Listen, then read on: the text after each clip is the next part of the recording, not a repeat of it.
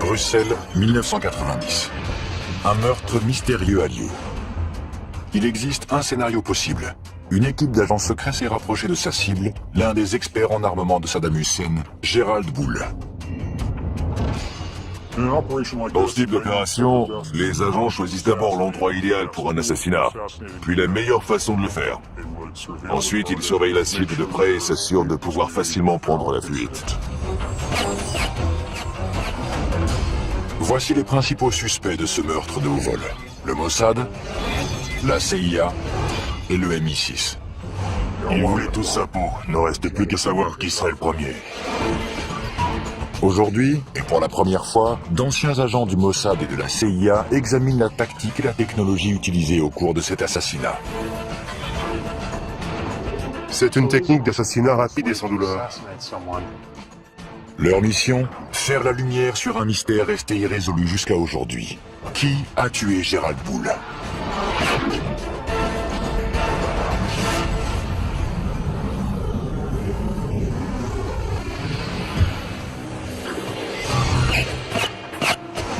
Un scientifique véreux, expert en armement, est abattu froidement. Les assassins disparaissent sans laisser de traces. Qui est derrière ce meurtre et quel est le mobile? Encore aujourd'hui, nous avons davantage de questions que de réponses quant au meurtre de Gerald Bull. 20 ans après les faits, une équipe d'ex-agents secrets israéliens et américains sort de l'ombre pour analyser ce crime et nous révéler un univers inconnu. Il y a une excellente scène du film La mémoire dans la peau, où le supérieur de Jason Bourne lui dit qu'il n'est pas simplement payé pour assassiner des gens, mais pour les assassiner et faire croire que quelqu'un d'autre est responsable. Ça fait partie du métier. C'est un univers de surveillance, de trahison et d'habileté technologique. Les missions sont organisées pendant plusieurs années et leur succès repose sur l'entraînement et l'instinct d'un agent sans visage et sans identité, l'agent secret. J'ai passé 13 ans au sein du Mossad. Pendant les 7 premières années, j'étais un combattant, c'est-à-dire un agent clandestin. Les actions d'un bon espion peuvent réellement changer le cours de l'histoire. L'espionnage est la deuxième profession la plus ancienne du monde et l'une des plus dangereuses. J'ai été un agent traitant de la CIA pendant de nombreuses années, travaillant en clandestin. Il n'existe pas d'immunité diplomatique pour ce genre de mission. C'est un peu comme un soldat qui se fait arrêter alors qu'il ne porte pas d'uniforme. La punition est bien plus sévère. Il existe une trace de ces dangers. 102 étoiles gravées sur le mur commémoratif du siège de la CIA à Langley. Chacune d'entre elles représente un agent qui a sacrifié sa vie. Le véritable risque d'un agent clandestin est d'être découvert. À terre! Plus vite! Ça peut devenir moche. Le risque est important et impossible à éviter. Les espions risquent leur vie chaque fois qu'ils entrent en territoire ennemi.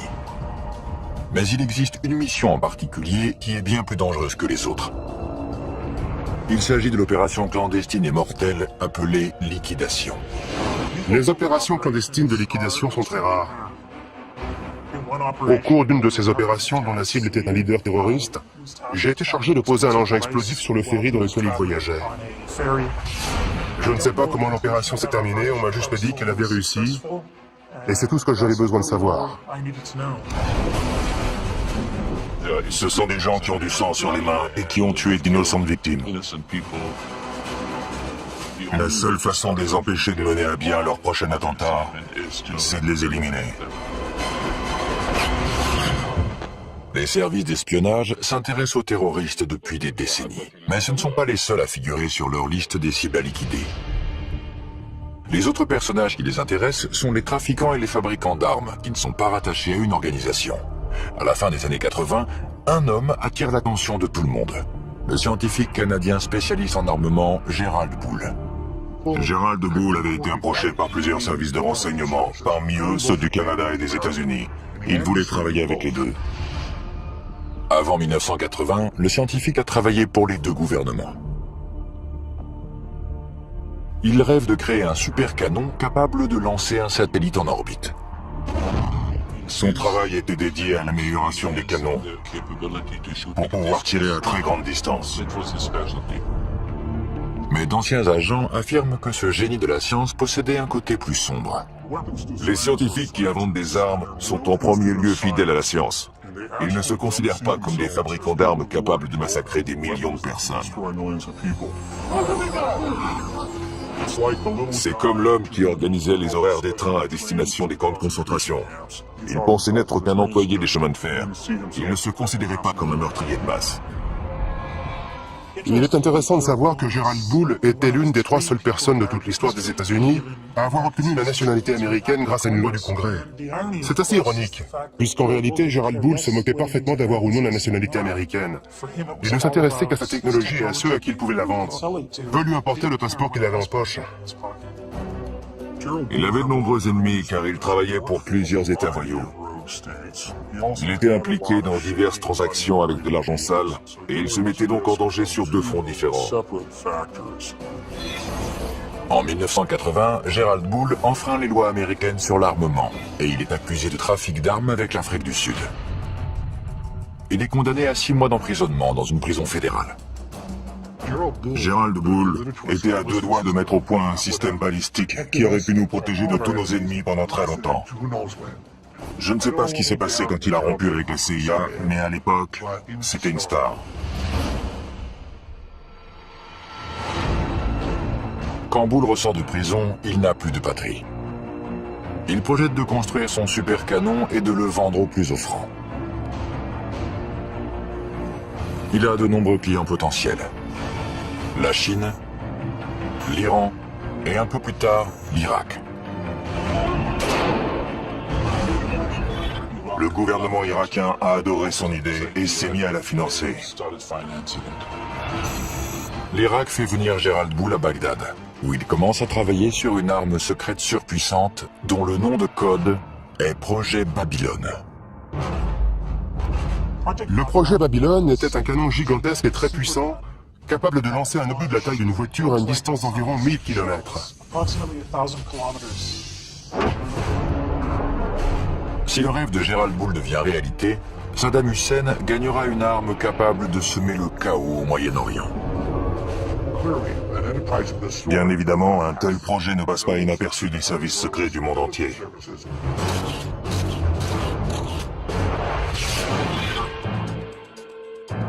La nouvelle du projet Babylone se répand au sein des différents services de renseignement de la planète, y compris les services secrets israéliens, le Mossad. L'Irak avait déjà menacé plusieurs fois d'entrer en guerre contre Israël. Le Mossad dédiait par conséquent énormément de temps et d'argent au recrutement d'officiers supérieurs de l'armée, de scientifiques et de membres du parti basse. Il envoyait également des agents sur place pour obtenir des informations pratiques. Si le Mossad prend quelqu'un pour cible, ce n'est qu'une question de temps avant que cette personne soit amenée devant la justice.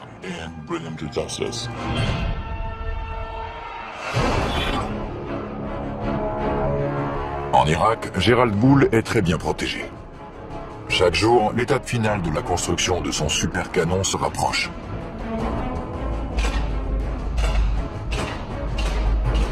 Le Moyen-Orient est une véritable poudrière, et Gerald Bull est sur le point d'y mettre le feu.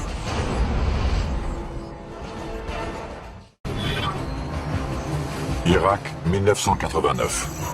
Le scientifique Gerald Bull, spécialiste en armement, travaille d'arrache-pied à son chef-d'œuvre, un super canon de 156 mètres de long, capable de semer le chaos au Moyen-Orient. Il s'est mis à travailler au service de Saddam Hussein, qui a déjà plusieurs armes de destruction massive et qui finance la fabrication de son canon. Cette arme aurait fourni une meilleure précision aux munitions. Bull était en train de rendre l'armée irakienne plus puissante.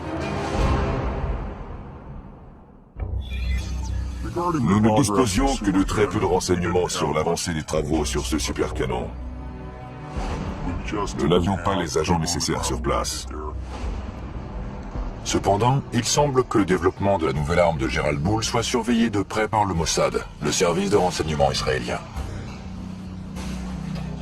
Les informations recueillies par le Mossad concernant ce projet venaient de sources diverses. Certains renseignements étaient d'origine humaine et venaient de personnes haut placées dans le régime irakien qui avaient été recrutés et fournissaient des informations à des agents traitants du Mossad. Ce n'est plus le cas aujourd'hui avec les terroristes actuels, mais à l'époque, les Irakiens étaient encore sensibles aux méthodes de recrutement traditionnelles qui sont utilisées depuis que l'espionnage existe. Le ROHUM, ou le renseignement d'origine humaine, est l'art de recueillir des informations par le biais d'entretiens, d'interrogatoires, de corruption et de chantage. Si vous révélez des informations secrètes, nous mettons ces informations sous surveillance et en échange, vous recevez une somme d'argent considérable, à la condition que vous fournissiez un produit de grande valeur. Pour les agents clandestins en Irak, le prix à payer peut être très élevé. Lorsque les agents du Mossad opèrent au sein des pays cibles, ils prennent le risque d'être torturés, exécutés ou emprisonnés. Il est très peu probable qu'ils revoient la lumière du jour une fois découverts. Le pire cauchemar des espions, c'est un séjour dans la chambre des horreurs, où l'on procède à l'arrachage des ongles. Il faut éviter cet endroit à tout prix. Car c'est là qu'on vous arrache les ongles. Vous êtes complètement épuisé et on vous attaque de toutes les façons. Vous subissez une torture psychologique. On essaie de vous humilier et surtout de vous faire craquer.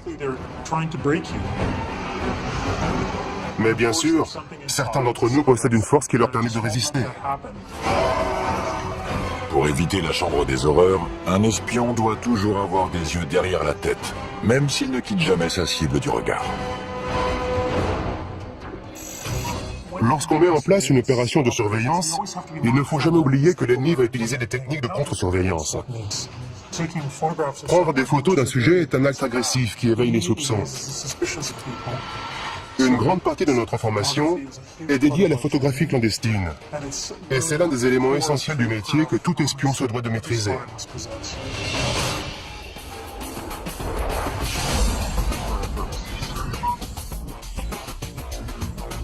Michael Ross et Ishmael Jones, anciens agents des services secrets, nous présentent la technologie qui sert à la surveillance photographique. Ceci est un étui à lunettes. C'est un appareil photographique très ingénieux. Il y a un trou, et lorsqu'on l'ouvre, on découvre un appareil photo à l'intérieur qu'on peut relever. On peut le poser sur une table, prendre quelques photos, sortir ses lunettes, et les nettoyer, puis les ranger et refermer l'étui. Mais en réalité, c'est un équipement d'espion. Si quelqu'un ouvre cet étui, il comprend tout de suite que son propriétaire est dans l'espionnage. Mais moi, ce que j'utiliserais, c'est quelque chose de plus grand et de plus simple, un objet commun. C'est un appareil photo comme les touristes en utilisent partout dans le monde. Je le mets dans un sac. Il y a un filet à mailles. Cela me permet de me rapprocher de la cible et de prendre des photos. J'utilise également une télécommande pour ne pas avoir besoin de toucher l'appareil. Je n'ai qu'à viser et appuyer. La surveillance d'un site à haute sécurité, comme celui de la fabrication d'armes du projet Babylone, est très risquée. La capture des agents aboutit à leur torture, ou pire encore.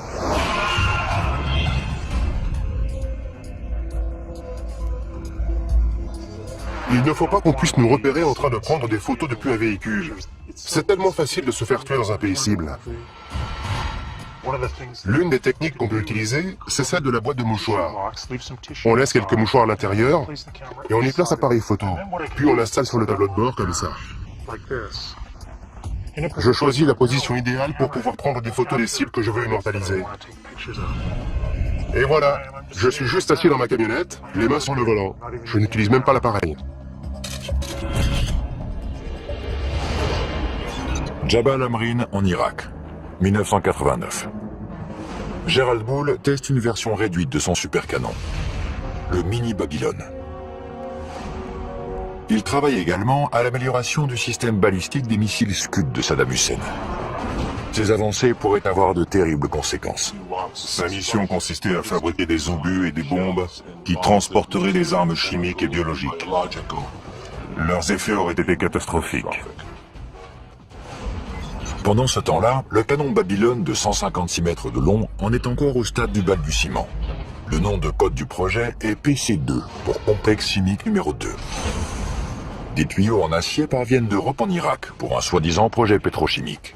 Mais ils serviront à construire le canon du véritable Babylone. Au cas où Israël considérait ce super canon comme une menace potentielle, l'une des solutions consisterait à bombarder le site. Mais la géopolitique de la région rend cette option extrêmement risquée. Envoyer l'armée de l'air israélienne dans l'espace aérien des pays voisins qui faciliterait un bombardement est très difficile et très compliqué. Ce n'est pas une action qu'Israël peut mener sur un coup de tête. Habile, impitoyable et mortel. La réputation d'assassin de personnages importants du Mossad est légendaire. C'est une guerre dans l'ombre, et parfois, en temps de guerre, il faut faire preuve de violence pour pouvoir détruire l'ennemi. Le Mossad encourage cette réputation, car il pense qu'elle effraie ses ennemis et qu'ils hésiteront donc à attaquer. Gérald Boul et son canon surpuissant, financé par Saddam Hussein, représentent une menace potentielle aux yeux d'Israël. Le projet attire maintenant l'attention des services secrets du monde entier. Il venait en aide à l'Irak, et il savait pertinemment que ce pays était devenu l'ennemi des États-Unis. Le projet d'armes secrètes de Gérald Boul implique toute la planète. Des éléments essentiels à sa construction ont été fabriqués dans plusieurs pays différents. Gérald Boul effectue plusieurs allers-retours entre Bruxelles et le Moyen-Orient, et il reste quasiment intouchable lorsqu'il est en Irak. La logistique d'un assassinat alors qu'il est sous la protection du régime irakien est beaucoup trop compliquée. Il s'agit d'une opération d'une envergure trop importante pour être menée à bien.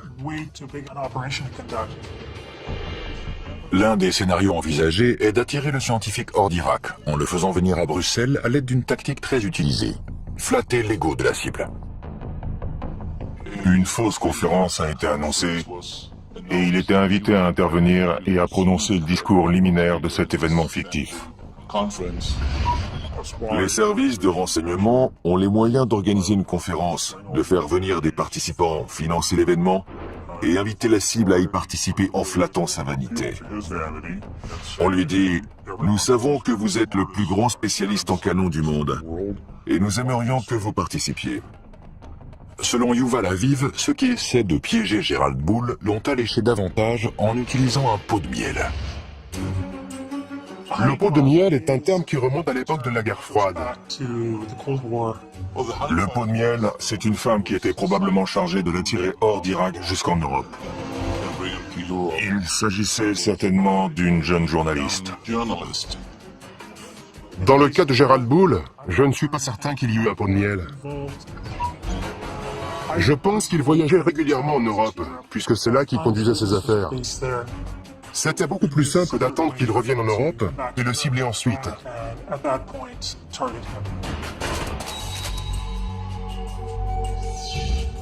Que ce soit pour assister à une conférence fictive, pour retrouver une femme séduisante ou tout simplement pour gérer ses affaires, Gérald Boul rentre chez lui à Bruxelles. Selon certaines sources belges, il n'est pas seul. Un ou plusieurs services de renseignement maintiennent une surveillance constante. L'équipe de surveillance doit être dynamique et souple pour pouvoir suivre la cible dans n'importe quelle situation. Le plus important, c'est d'être capable de découvrir où le sujet habite, quelles sont ses habitudes et quels endroits il fréquente. En 1990, la technologie n'était pas aussi développée qu'aujourd'hui. Il y avait certainement des agents qui le surveillaient directement en le suivant et en essayant de maintenir autant de distance possible entre eux pour éviter d'être repérés. Si un agent est découvert pendant une opération de surveillance, c'est toute la mission qui est compromise. Maintenir une bonne couverture, c'est la seule protection efficace pour les agents qui opèrent au sein de pays ennemis. Ce ne sont ni les armes, ni la maîtrise des arts martiaux qui vous protègent dans cette situation, mais bel et bien votre couverture. La couverture des agents à Bruxelles devient capitale.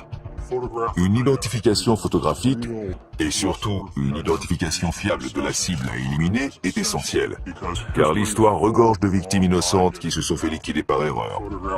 Il faut prendre des clichés à différents moments de la journée et sous différents angles pour que l'assassin dispose d'une série complète de photographies à étudier afin que l'identification soit parfaite.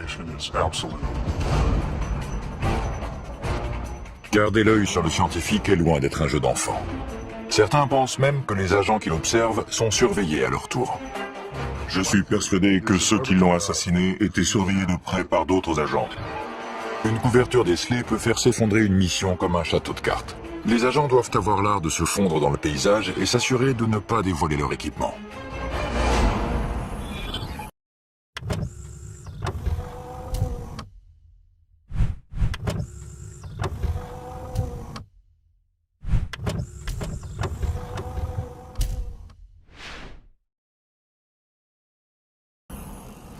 Celui-ci peut se transformer en... Michael Ross, ancien agent du Mossad, et Ishmael Jones, ancien agent de la CIA, nous expliquent les dangers de l'utilisation de matériel d'espionnage. Que se passe-t-il si vous êtes découvert avec cet équipement? Si vous avez en votre possession ce type de matériel pendant un interrogatoire, on vous envoie immédiatement à la chambre des horreurs. C'est la preuve que vous êtes un espion. Si vous utilisez ce type d'objet, c'est que votre quartier général vous a confié une mission d'espionnage et les raisons pour lesquelles vous pourriez avoir besoin d'un tel équipement sont plus qu'évidentes. C'est ça qui me plaît dans cet objet. Il est ce qu'il est. Il n'est pas camouflé. Il ne reste plus qu'à sortir l'antenne, relever les sécurités, et une fois la lumière allumée, si j'appuie sur ce bouton, boum, quelque chose va exploser quelque part.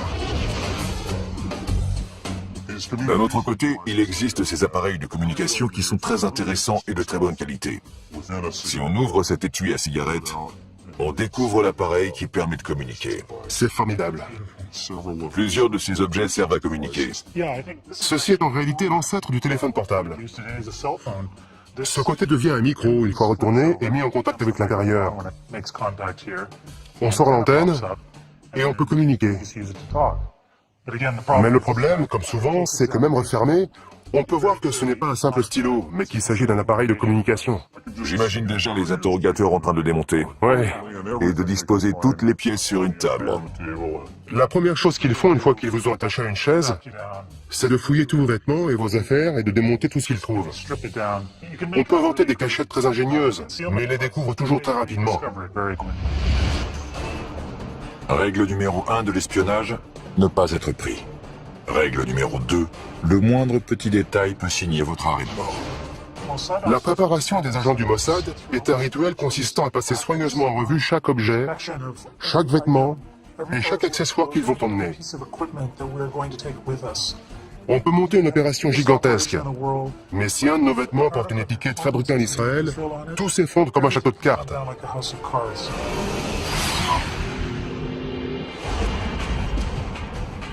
C'est l'hiver en cette année 1989 à Bruxelles. Cachée quelque part dans la ville, une équipe d'agents secrets met probablement au point un plan pour éliminer leur cible. L'étau se resserre autour de Gerald Bull. Mars 1990. Gerald Bull est de retour à Bruxelles. Il est probablement suivi. Pourquoi ? À cause du programme de développement de missiles de Saddam Hussein et d'un super canon top secret dont le nom de code est Projet Babylone. Il s'agit d'une arme dont la portée devrait atteindre 1000 km. Le rayon qu'il traçait depuis Bagdad couvrait la totalité du Moyen-Orient. C'était l'arme et l'engin balistique les plus incroyables qui aient jamais existé. À quelques mois de l'invasion du Koweït, la machine de guerre irakienne se met en marche. La version miniature du super canon de Gerald Bull, le mini Babylone, a déjà été testée. À ce moment-là, tous les services de renseignement du monde sont au courant de ce qui se passe et le surveillent de très près. L'un des partis qui souhaite ardemment qu'Hussein n'ait jamais ce canon sont les Iraniens. En plus des Iraniens, le Mossad est de la partie. La CIA également, puisqu'elle sait exactement de quoi Gerald Bull est capable. Il a travaillé pour eux auparavant. Une série d'avertissements tente de convaincre le scientifique de cesser immédiatement son travail sur le projet Babylone. Gerald Bull pense que des cambrioleurs se sont introduits plusieurs fois chez lui. Ces cambriolages envoient un message très clair. Laissez tomber le projet Babylone, sinon... Un autre scénario possible est une tentative audacieuse de la part des agents secrets pour garder un œil sur les communications de Gerald Bull, en utilisant le ROM, ou renseignement d'origine électromagnétique. Il s'agit de l'interception de tout type de communication utilisant les ondes. Les conversations téléphoniques, les fax ou les téléx. En résumé, tout ce qui peut être envoyé électroniquement est la cible du ROM. La CIA utilise depuis très longtemps ce type d'opération technique, qui consiste à installer des micros, des dispositifs d'écoute et de surveillance d'appels téléphoniques.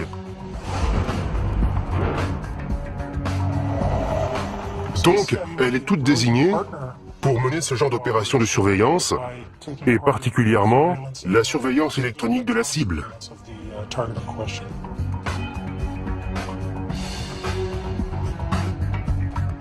L'écoute électronique est une compétence qui s'acquiert après des années de formation. L'ancien agent de la CIA Ishmael Jones nous dévoile l'univers des micros et des transmetteurs cachés. Ces appareils de surveillance électronique permettent d'en apprendre davantage sur les cibles. On a placé des dispositifs datant de la guerre froide dans certains objets de cette pièce. Dans ce téléphone, par exemple. Voici l'appareil d'écoute. Il n'espionne pas la ligne téléphonique, mais écoute les bruits de la pièce en général, et bien entendu les conversations téléphoniques également. En voici un autre installé sous le siège d'une chaise de bureau standard. Cette partie doit ensuite être recouverte de bois ou de tissu pour ne plus être visible. Pour dissimuler un dispositif dans un livre, il faut l'installer dans le dos. C'est d'ailleurs un appareil de la CIA. On peut voir le dispositif audio en haut, les piles sont au centre, et les autres éléments de l'appareil sont en bas. C'est un transmetteur complet. Mais lorsque la cible est mobile, il faut pouvoir suivre ses conversations à travers la ville. L'une des solutions possibles remonte à la guerre froide. Voici un dispositif d'écoute de la guerre froide. L'avancée de cette technologie, c'est que les conversations de la cible peuvent être entendues, peu importe où elles se trouvent, tant qu'elle porte ce manteau. L'inconvénient de cet appareil, c'est qu'il se remarque facilement. Il ne ressemble pas à un bouton normal. La cible peut s'en rendre compte et elle redoublerait alors de méfiance. Entrer par effraction dans l'appartement d'une cible importante comme Gerald Bull peut compromettre l'opération tout entière. On va devoir entrer par effraction, ou si possible avoir un rendez-vous sous de faux prétextes. Il faut alors réfléchir très vite à l'endroit où placer le micro.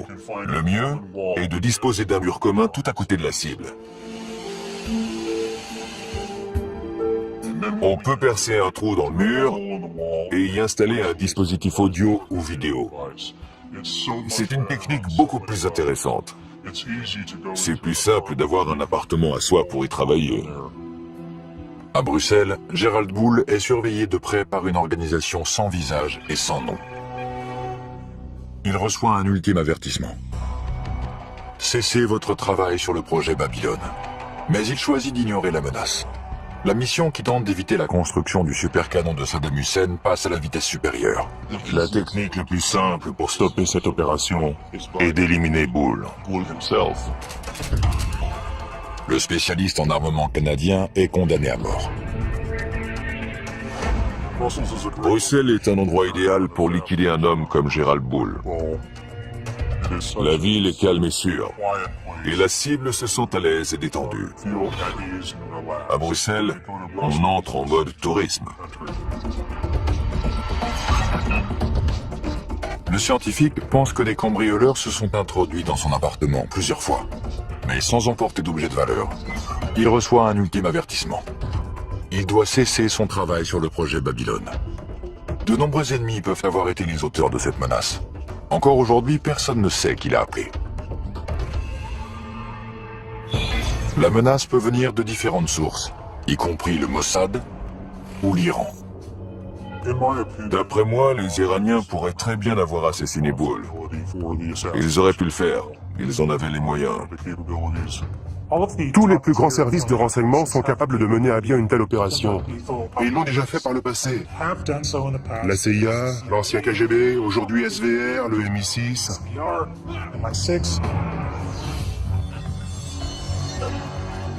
Qui était capable d'assassiner Gerald Bull? Tout d'abord le Mossad, puis le MI6.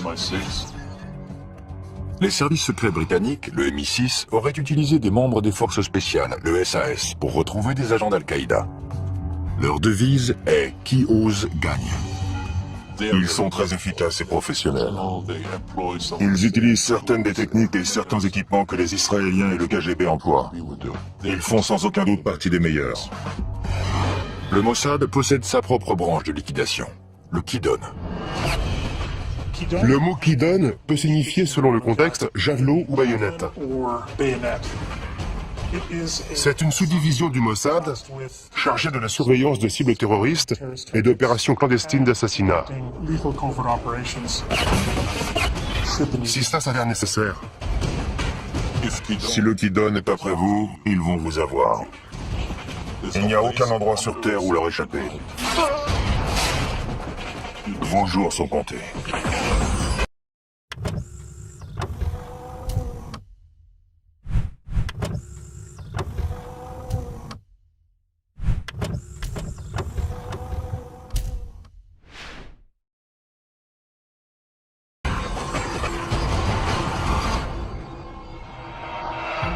Bruxelles, mars 1990.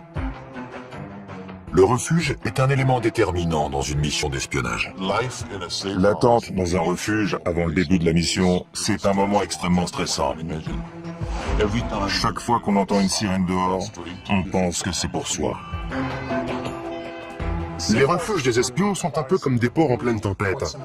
Ce sont des appartements loués sous de faux noms, avec des informations différentes.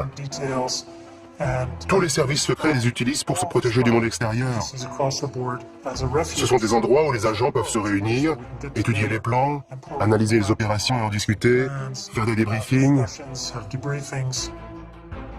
Au cours des heures qui précèdent une mission, l'équipe examine chaque détail de l'opération. La tactique peut varier, mais une équipe de liquidation standard est composée de plusieurs agents. Le leader est responsable de la sécurité et de la surveillance constante de la cible. Le chauffeur est chargé d'amener l'équipe dans la zone d'action et de l'en extraire. Et le tueur, ou les tueurs, effectuent l'exécution. Un autre élément clé d'une opération secrète de liquidation est le choix de l'arme. Les autres services de renseignement utilisent des armes plus lourdes, c'est-à-dire des gros calibres.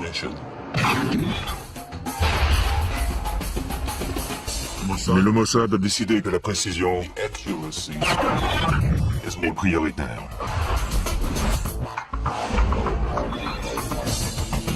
Nous sommes au stand de tir d'Angeles. L'ancien agent du Mossad Michael Ross et le spécialiste en armes à feu Mike Cristano procèdent à une analyse balistique d'un assassinat. La première marque est celle du tir du 9 mm. Elle a traversé le gel de part en part. Ce type d'arme laisse de sacrés dégâts, sans parler de risquer de tuer un passant innocent qui se tient derrière. Le gel balistique a la même densité que les tissus musculaires humains semi-tendus. Il permet de fixer l'empreinte balistique d'une arme. Le calibre 22 est plus intéressant, car il fait ce qu'un assassin veut, c'est-à-dire pénétrer, pas trop profondément, et exercer toute son énergie dans le corps, le crâne, ou n'importe quel autre endroit atteint. Son énergie n'est pas projetée vers l'extérieur en laissant d'énormes dégâts, quelque chose de très visible. Lorsqu'il s'agit de liquider une cible, il vaut mieux choisir la discrétion.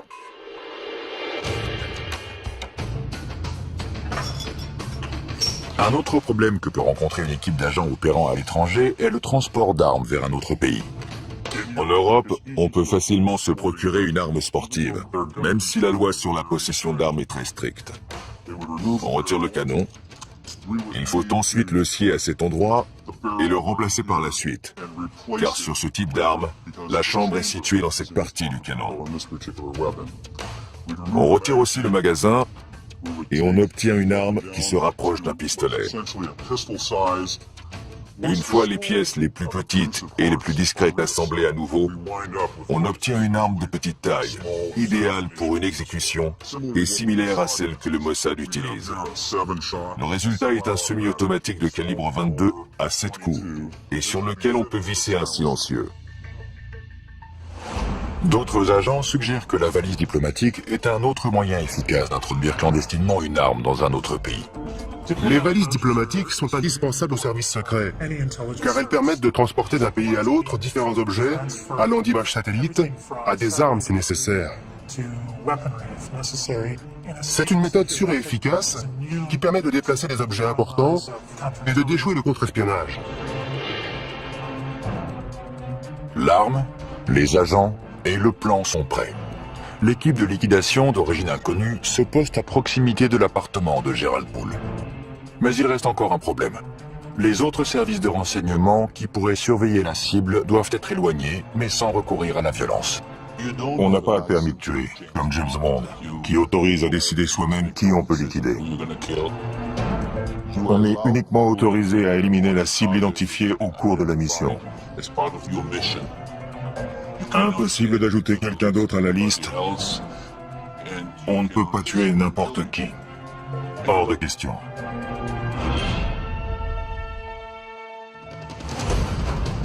Dans le cas de Bull, s'il était suivi par un troisième pays, la meilleure solution était de distraire l'équipe de surveillance pour l'éloigner. Au cours d'une opération clandestine de liquidation, l'équipe peut utiliser un appât pour créer une distraction.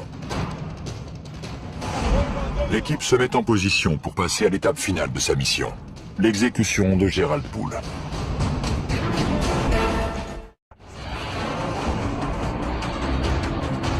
À la veille de la guerre du Golfe, Saddam Hussein a rassemblé un arsenal d'armes de longue portée.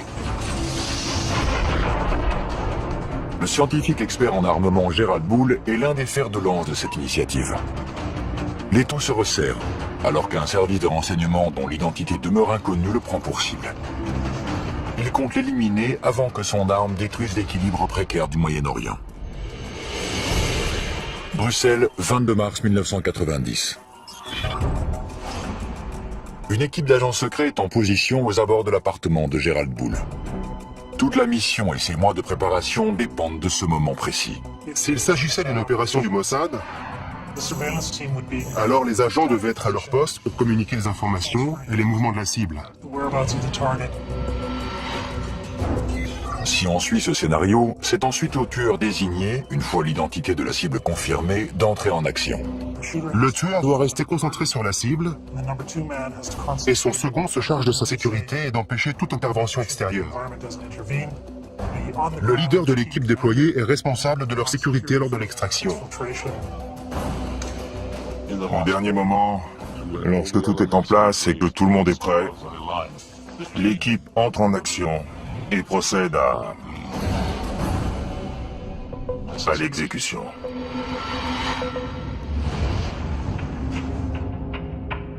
Le niveau de stress est élevé, bien évidemment.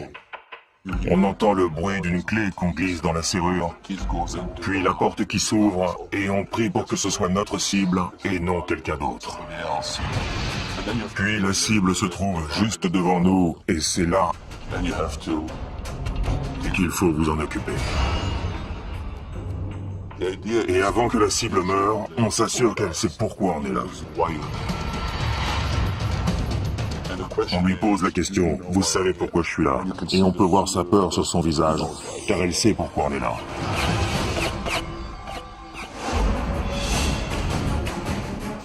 Une fois que c'est fait, tout le reste de votre équipe est en mode « Comment fuir ?»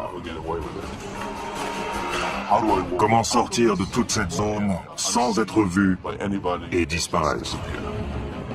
Le leader emboîte le pas du tueur alors qu'il se dirige vers un véhicule pour s'enfuir. Il s'éloigne en prenant deux virages à 90 degrés pour que personne ne puisse voir dans quelle direction il se dirige. Après ces deux virages à angle droit, ils arrivent au point d'extraction où un autre véhicule les attend. L'équipe s'éloigne pour disparaître à tout jamais. Il n'y a aucun témoin. Gerald Bull a été abattu de plusieurs balles. Et personne n'a rien entendu. Le tueur a utilisé un modérateur de son, plus communément appelé silencieux. Il s'agit d'un dispositif essentiel à une liquidation rapprochée. De retour au stand de tir d'Angeles, Michael Ross et l'expert en armes à feu Mike Tristano nous exposent la science du silence.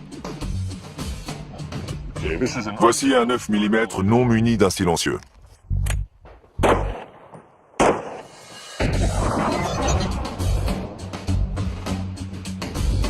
On ne peut pas dire que ce soit une arme silencieuse. Non, absolument pas.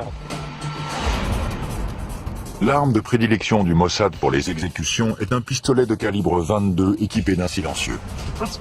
Le principe d'un modérateur ou silencieux est assez simple. On le place sur la bouche du canon d'une arme à feu. Le mécanisme interne est une série de rondelles qui piègent les gaz libérés lors d'un tir. Le bruit est émis lorsque le percuteur heurte la balle, qui est ainsi projetée hors du canon. Si on parvient à étouffer ce bruit, à dissiper ces gaz avant que la balle ne sorte du canon, le tir devient très silencieux. Un silencieux peut réduire le niveau sonore d'un coup de feu de 30 décibels. Un autre avantage du silencieux est qu'il améliore la précision du tir. Le canon est rallongé, le tir est donc un peu plus précis. C'est le même principe qu'avec un fusil. Il est plus précis parce que le canon est plus long. Comme vous le voyez, les impacts sont relativement groupés. Je crois qu'on peut dire qu'il est mort. Grâce à leur technologie et à leur habileté, les assassins de Gerald Bull ont pu s'échapper sans être repérés. Mais le mystère reste entier. Qui a appuyé sur la détente? La probabilité qu'un service de renseignement étranger soit responsable de l'assassinat est grande. Le premier qui vient à l'esprit est le Mossad. Il est bien connu que le Mossad procède à des liquidations. Il existe une autre possibilité. Le tueur est peut-être un agent d'un autre service secret travaillant en collaboration avec le Mossad. La seule organisation qui pourrait collaborer avec le Mossad est le MI6 britannique. Le Mossad n'a jamais collaboré avec d'autres services par peur que l'autre organisation ne soit pas à la hauteur, qu'il y ait trop de paperasserie et que toute la mission soit ralentie. Mais ils ont collaboré à de nombreuses reprises avec le MI6. Et avec succès. De nombreux spécialistes sont persuadés que les responsables sont des agents du Mossad. Mais le résultat des analyses balistiques ne correspond pas à leur mode opératoire. Un pistolet calibre 22 avec silencieux. L'élément intéressant dans cette affaire est que Gerald Bull a été assassiné avec une arme de gros calibre. La scène a donc dû être très sanglante et je pense que cela indique que le tueur n'était pas un professionnel. Mais il existe bien entendu la possibilité que les tueurs aient choisi de faire croire que quelqu'un d'autre, nettement moins professionnel, était responsable du meurtre. Un troisième scénario pointe du doigt une autre organisation qui aurait été postée devant l'appartement de Gerald Bull avant l'assassinat. Les Iraniens. Les Iraniens figurent en bonne place sur la liste des suspects potentiels, au vu du simple fait que toute arme développée par l'Irak pourrait être utilisée contre eux. L'Iran a des agents, mais ceux-ci ne maîtrisent pas la sophistication déployée dans cette liquidation. La CIA est un autre suspect potentiel de l'assassinat de Gerald Bull. Gerald Bull constituait une menace suprême. Et je pense que l'agence aurait fait appel à un allié qui utilisait des méthodes de liquidation.